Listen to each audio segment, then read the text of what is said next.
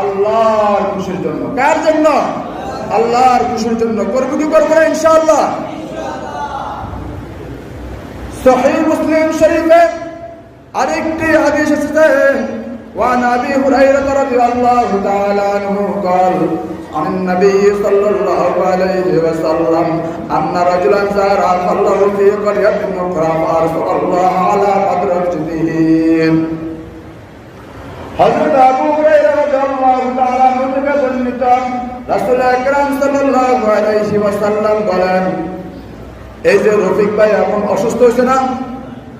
রফিক ভাই অসুস্থ না?